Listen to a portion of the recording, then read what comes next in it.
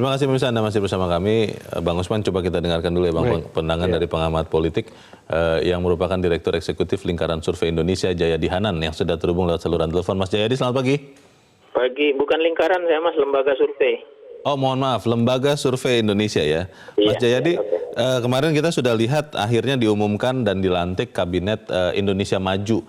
Di situ kita melihat confirm ada masuk Partai Gerindra, bahkan Pak Prabowo sendiri langsung, tetapi kita tidak melihat ada Partai Demokrat, tidak melihat ada Partai Amanat Nasional, dan Partai PKS.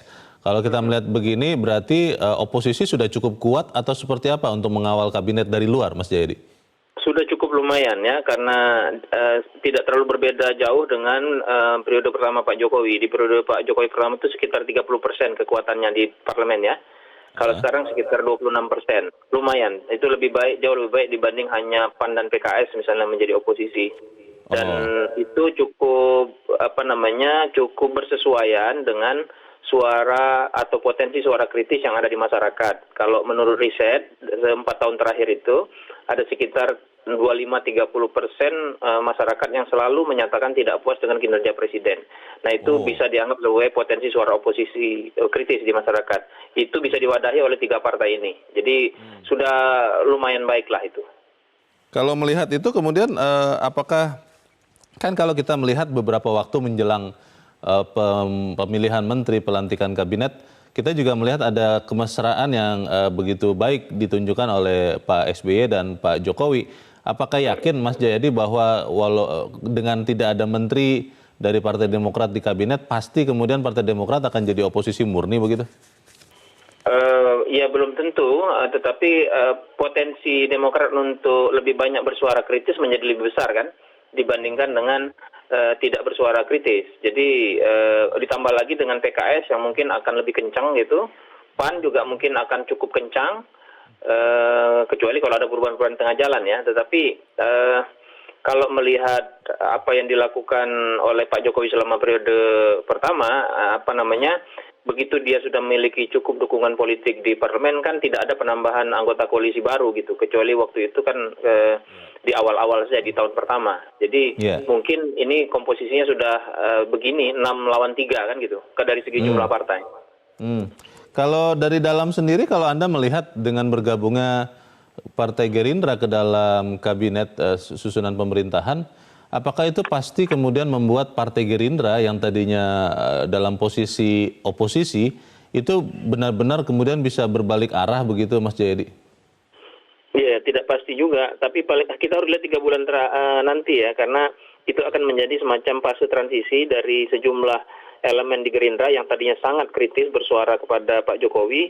Itu paling tidak mereka masuk ke posisi yang lebih diplomatis dalam menyuarakan kritisnya gitu. Jadi, nah apakah itu akan bertransformasi betul-betul dari oposisi langsung menjadi loyalitas tanpa reserve, itu harus kita lihat lagi. Tetapi memang ada potensi untuk terjadinya saling mengimbangi di koalisi Pak Jokowi antara Gerindra, PDIP, dan Golkar terutama sebagai 3 partai terbesar. Tapi kalau dilihat dari tokoh, kan ada 4 tokoh besar di situ. Ada Megawati, ada Surya Paloh, ada Pak Prabowo, dan ada Airlangga Hartarto. Jadi justru sekarang itu tantangannya bagaimana melakukan manajemen koalisi, terutama karena ada tokoh-tokoh besar atau tokoh-tokoh kuat yang berpengaruh ini. Iya. Oke, kita lihat nanti sama-sama perjalanan kabinet ini. Mas Jayadi Hanan, terima kasih sudah mencerahkan kami pagi ini. Selamat pagi, Mas Jayadi. Bang Usman, pertanyaannya adalah, tadi persis saya mau tanyakan juga seperti yang disampaikan oleh Mas Jayadi. Kita melihat di tim sepak bola di luar negeri banyak yang katanya the dream team. Pemain-pemainnya jago-jago, tapi ketika sudah bergabung di dalam tim, karena masing-masing merasa jagoan, tidak bisa bekerja sama dan menghasilkan sinergi yang baik. Kalau melihat peta kabinet sekarang, apakah potensi seperti itu ada? Enggak, saya kira tidak seperti itu ya. Kalau di dalam kabinet tidak bisa kita analogikan dengan sepak bola yang katakanlah tadi seluruh pemainnya yang hebat-hebat, ada Ronaldo, ada Messi, ada yang lain-lain begitu. Tapi ini kombinasi sebetulnya ya. Jadi bahkan ada yang menyebutkan pelangi begitu loh. Iya. Ya, pelangi. Jadi sebetulnya tidak bisa kita analogikan seperti itu. Justru dia saling memperkuat, bukan misalnya ada yang merasa semuanya hebat tapi kemudian jalan sendiri-sendiri begitu. Meskipun di dalamnya ada Pak Erlangga yang ketua umum Golkar, ada Pak Prabowo yang ketua Gerindra. Itu tetap bisa bersatu? Saya kira bisa tetap, tetap bisa bersatu. Ya, tugas Pak Jokowi untuk mempersatukan itu juga begitu loh. Jadi saya kira sudah dipertimbangkan masak-masak semuanya itu seperti apa begitu kan. Ada Suharto Monoarfa juga misalnya. Kalau bicara soal oposisi dan koalisi, walaupun tadi Bang Usman mengatakan ada orang yang tidak terlalu nyaman dengan istilah itu, tapi kan sebenarnya fungsinya ya itulah oposisi. Sudah masuk ke dalam kabinet Indonesia Maju ini ada Pak Prabowo dan Gerindra yang tadinya adalah oposisi yang paling nyata begitu kan untuk Pak Jokowi. Kalau melihat ini apakah kemudian kita bisa melihat kabinet ini akan berjalan dengan benar? Lalu di pertanyaan kedua ada apakah Gerindra benar-benar akan bisa menjadi koalisi pemerintahan Jokowi? Plus minus ya memang kabinet, istilah Burhanuddin Muhtadi di media Indonesia itu kabinet obesitas begitu loh. Obesitas itu maksudnya kegemukan? Kegemukan. Plusnya itu maka pemerintah relatif akan solid di situ, ya tidak gangguannya tidak terlalu banyak di parlemen misalnya begitu. Tetapi minusnya adalah tadi kurangnya kontrol. Katakanlah secara kuantitatif 26% oke lah, tidak beda jauh dengan sebelumnya 30%. Tapi secara kualitatif tadi kita mau menyebut oposisi saja itu rasanya ragu-ragu. Tidak ada istilah oposisi di Indonesia dalam politik Indonesia. Kedua, PAN misalnya sudah bicara, kami akan mendukung pemerintah dari luar, begitu kan? Mendukung dari luar. Iya. Kemudian kalau kita lihat perilaku atau DNA politiknya Demokrat itu kan penyeimbang. Ya kan? Dia kalau tidak berkuasa ya penyeimbang. Kita belum pernah lihat dia jadi oposisi beneran begitu. Kalau PKS sudah kita lihat begitu kan. Kita tidak tahu. Jangan-jangan ini partai-partai kurang-kurangnya Demokrat dengan PAN. Saya khawatir dia berharap nanti ada reshuffle terus masuk begitu kan. Karena kemungkinan itu ada. Bisa jadi ya? terjadi seperti itu begitu. Nah, karena itu kita ya minta mereka benar-benar lah dalam terminologi demokrasi ya oposisi lah begitu kan. Oposisi sebab kalau tidak ini nanti yang muncul suara rakyat ya boleh tentu saja, tetapi kalau turun ke jalan terlalu sering kan juga tidak baik bagi pemerintahan ini. Itu dia pertanyaannya kan memang rakyat itu menyuarakannya lewat partai-partai. Partai-partai yang dipercaya sebagai wakil mereka di DPR itulah yang menyuarakan, yang harusnya mengawal jalannya eksekutif. Iya, betul. Kalau kemudian tidak ada bagaimana? Iya, nanti rakyat yang akan mengontrol. Langsung? Bisa. Lewat jalanan? Bisa lewat jalan, bisa lewat media sosial begitu kan. Ya jadi ya sekarang saja itu bisa terjadi begitu. Baru saja kabinet dibentuk, wah banyak yang setuju, banyak yang tidak setuju begitu kan. Saya kira itu biasa saja. Sekarang kan yang paling penting seperti disampaikan editor adalah bagaimana kabinet ini terkawal dengan baik dalam arti dia tetap di jalurnya, dia melaksanakan tugasnya dengan baik, tidak mencong, menyimpang misalnya begitu. Masalah mengawal itu ada dua sisi yang di Indonesia kelihatannya masih belum cukup dewasa, Bang Usman. Yang pertama, yang dikawal itu banyak yang tidak atau alergi ketika dikritik. Tapi di sisi lain juga banyak yang mengkritik, tidak mengkritik dengan objektif. Itu akan kita bahas di bagian berikut. Pemirsa tetap bersama kami, Editorial Media Indonesia segera kembali.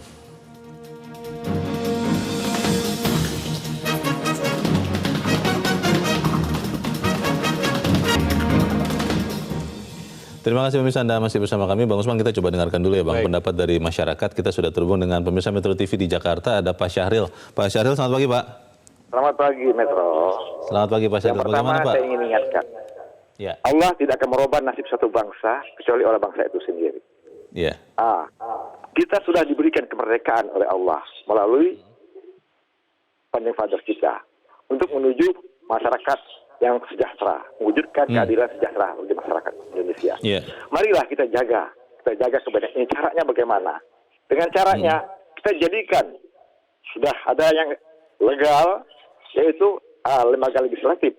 Kita bentuk lembaga baru lagi, satu lembaga lagi, yaitu lembaga media ini, khususnya Metro TV, sebagai katakanlah sebagai alat untuk mengkritisi setiap kebijakan-kebijakan pemerintah. Tentunya oke. kebijakan yang belum menjadi keputusan. Sebelum menjadi keputusan masih proses.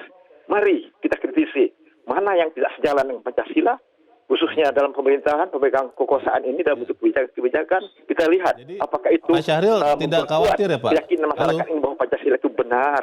Baik, Pak Syahril. Untuk mensejahterakan rakyat persatukan rakyat Indonesia. Kita lihat Pak Syahril. apakah kebijakan ekonomi sejalan dengan pasal 33 Baik. bahwa pembangunan ekonomi itu dapat Oke, dinikmati terima seluruh kasih Pak Syahril untuk di Jakarta. kesejahteraan Selamat pagi, rakyat. Pak. Kita lihat. Di belakang Pak Syahril ada Pak Edward di Curup Bengkulu. Pak Edward, selamat pagi. Selamat pagi, Bung Elio. Selamat Selamat pagi, pagi, Bu. Pak Edward. Yang pertama, Silakan, Pak kita Edward. ucapkan selamat dengan dilantiknya Presiden dan dibentuknya kabinet ini berjalan dengan aman. Ini tidak lepas dari kerja dari pihak penegak hukum yang sudah menciduk beberapa rencana-rencana jahat yang akan mengacaukan itu. Itu yang pertama. Yang kedua, kita sadar betul bahwa pembentukan kabinet itu adalah hak prerogatif Presiden karena kita menganut presidensial. Nah, kalau ingin sempurna kabinet ini tidak mungkin. Banyak pandangan-pandangan yang belum mengatakan ini adalah sempurna. Iya, karena kita cuma memandang dari satu sudut pandang. Presiden kan mempertimbangkannya dari segala aspek. Kepentingan kedaerahan, kepentingan gender, kepentingan politik, dan macam-macam hal. Nah, cuma harapan kita apa yang disampaikan Presiden. Presiden tegas mengatakan, saya tidak ragu-ragu pada periode kedua karena saya tidak punya kepentingan elektoral. Itu yang pertama. Yang kedua, jangan ada kabinet yang korupsi. Ini yang ketiga, harus yang ujung-ujungnya adalah bekerja serius cuma untuk membawa misi Presiden, misi bangsa ini untuk maju ke depan. Jadi hal ini aja yang kita pegang. Kalau kita mau lihat menurut pendapat pakar, saya kurang sependapat. Kenapa? Memang pakar cuma memandangnya dari salah satu sisi, misalnya sisi ekonomi. Oh, ekonominya ini orang kurang kuat. Sudahlah, Presiden tidak akan menanggung resiko, mengambil risiko yang besar terhadap amanah yang diberikan rakyat dengan memberikan keputusan yang tidak baik. Pasti dia sudah memilih yang terbaik. Soal tidak sempurna, benar, itu bahwa tidak sempurna. Mudah-mudahan dalam waktu-waktu yang tidak lama, Presiden kan pernah pengalaman pada periode pertama, 3 bulan ada reshuffle yang menanggap beres. Nah, ini akan dilakukan, Presiden sudah tegas. Mudah-mudahan tim ini akan berjalan sesuai dengan dirijennya, yaitu melakukan orkestra yang baik di bawah dirijennya Jokowi. Mereka akan membuat Presiden. Selamat bekerja, selamat berjuang untuk menuju Indonesia yang maju pada 2045. Ini merupakan fondasi awal dari bangsa Indonesia. Terima kasih. Terima kasih Pak Edward di Curup Bengkulu. Selamat pagi Pak. Di belakang Pak Edward ada Pak Tasrik Usman di Banjarmasin, Kalimantan Selatan. Pak Tasrik, silakan Pak. Selamat pagi Bang Leo. Selamat pagi Bang Usman Kamson. Assalamualaikum warahmatullahi wabarakatuh. Waalaikumsalam warahmatullahi wabarakatuh. Pertama saya ingin mengucapkan selamat kepada kabinet yang baru saja dibentuk oleh Pak Jokowi dan Pak Kiai Ma'ruf. Kita ketahui bahwa konstitusi mengatur penentuan pembantu presiden atau menyusun kabinet itu adalah hak prerogatif presiden. Dan mari kita sama-sama seluruh rakyat Indonesia berbaik sangka dulu bahwa kabinet ini kan belum bekerja. Kita berikan dulu kesempatan kepada kabinet ini, tetapi apa yang dikhawatirkan oleh Bang Usman Kamsun, saya sependapat bahwa yang mengontrol kabinet yang ada itu adalah parlemen, karena dia representasi daripada wakil rakyat. Tetapi kalau kita melihat postur yang ada, itu mayoritas yang ada di kabinet itu mencerminkan yang ada di parlemen. Sehingga mari kita sama-sama, baik media, masyarakat, melalui media sosial, tokoh-tokoh, dan semua mari kita kawal kinerja pemerintah ini 5 tahun ke depan. Nah, untuk itu, kalau ingin kabinet ini bisa berjalan baik dengan lancar, saya berharap tidak menimbulkan ego sektoral, tetapi harus ada koordinasi antar departemen. Dan ini peran daripada Menko. Nah, untuk itu, ini kan hanya susunan kabinet, tetapi perlu diingat bahwa presiden itu di samping kepala pemerintahan, dia juga merupakan kepala negara. Presiden sudah saatnya merubah style kepemimpinan sekarang, tidak lagi dengan di akhir-akhir masa jabatan, kembali kepada awal-awal masa jabatan di mana dia dekat dan dicintai oleh masyarakat. Terima kasih. Terima kasih Pak Tasrik Usman di Banjarmasin, Kalimantan Selatan. Selamat pagi Pak. Bagaimana nih Bang Usman, kalau kita melihat para pemirsa mengatakan ya memang tidak begitu ideal, tapi memang banyak sudut pandang atau banyak yang harus dipikirkan. Iya, saya kira Pak Jokowi dan 7 tim kecil ya kemarin itu mempertimbangkan segala faktor. Iya, banyak sekali ya banyak faktornya. sekali, tetapi memang tidak mungkin bisa mengakomodasi semua keinginan, tidak mungkin bisa memuaskan begitu. Jadi ada yang kecewa barangkali karena tidak masuk di kabinet atau orang-orang yang tidak dimasuk kabinet. Ya memang tidak mungkin. Apakah kita akan membuat kabinet seperti zaman Pak Karno, kabinet 100 menteri misalnya? Ya, pernah itu ya. Pernah terjadi di Besar zaman sekali itu. kabinet Juanda misalnya begitu, kan terlalu besar. Dan waktu itu tidak efektif sama sekali ya? Tidak efektif sama sekali. Waktu itu memang mungkin mau mengakomodasi Presiden Soekarno pada saat itu, tapi sekarang kan tidak.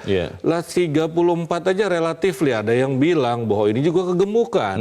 Terlalu banyak katanya Belum begitu. menghitung wakil menteri katanya Betul, rencananya. iya. Nah, jadi saya kira, saya setuju. Mari kita berpikiran positif, kata Pak Tasrik Usman tadi.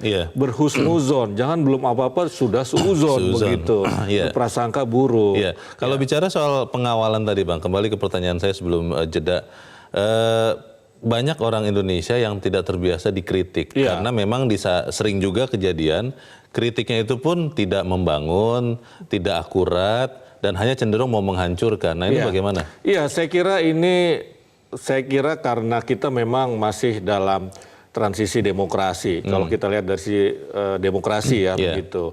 Ada orang yang tidak nyaman dikritik, atau tetapi ada juga yang kebal dikritik. Kebal itu maksudnya? Tidak mau berubah walaupun kritiknya itu benar, misalnya kebal begitu. Cenderung bebal begitu. Cenderung bebal misalnya. Tetapi di sisi lain juga ada masyarakat yang bukan kritik tetapi istilahnya nyinyir.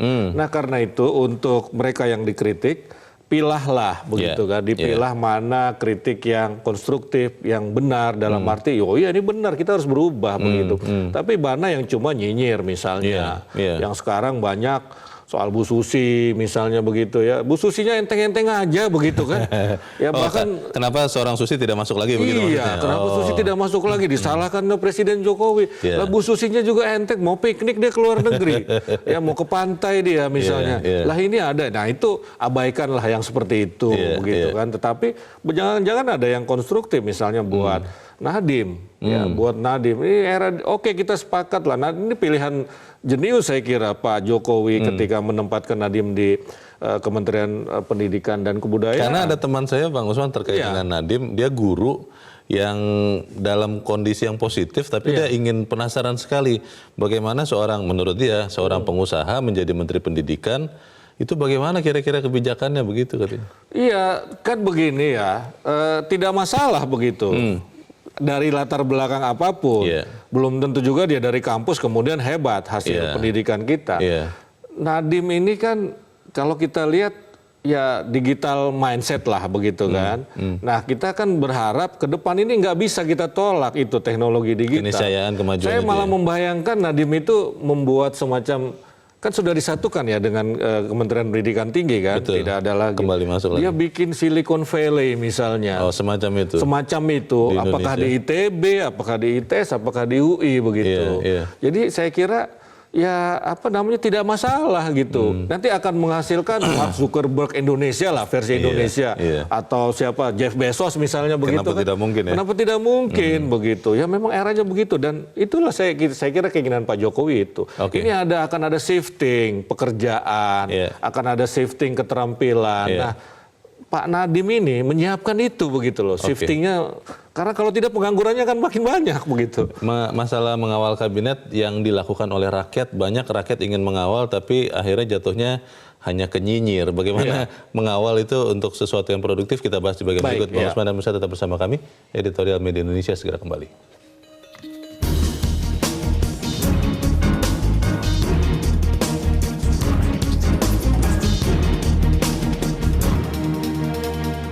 Terima kasih pemirsa, Anda masih bersama kami. Kita di bagian akhir dari diskusi kita pagi ini. Bang Usman, kalau melihat mengawal kabinet, beberapa orang mengatakan tidak ada yang pasti juga. Karena pengalaman menunjukkan bahwa di tengah jalan pun bisa saja ada reshuffle.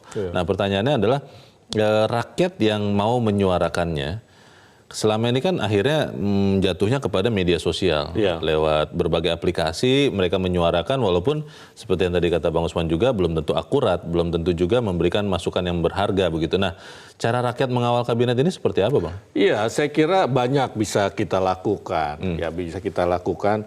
kita bisa datang ke DPR misalnya untuk menyuarakan. Boleh itu? Kritisan, kenapa tidak? Harus boleh dong. Kan Kalau katanya nggak boleh, sekarang agak susah tuh masuk ke gedung DPR itu. Bisa. Oh. Datanglah, ya bisa sebetulnya ke sana begitu kan.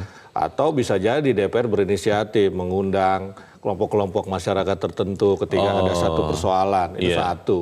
Kedua, tentu saja lewat media massa maupun media sosial. Yang ketiga ya unjuk rasa, itu dibolehkan, ya dibolehkan. Jadi saya kira itu bisa dilakukan oleh masyarakat. Yang penting tadi itu ya tidak nyinyir, kemudian tidak fitnah, ujaran kebencian, karena bahaya itu kalau seperti itu. Betul, ya kan bisa terkena sanksi hukum. Kalau sejauh konstruktif saya kira tidak masalah.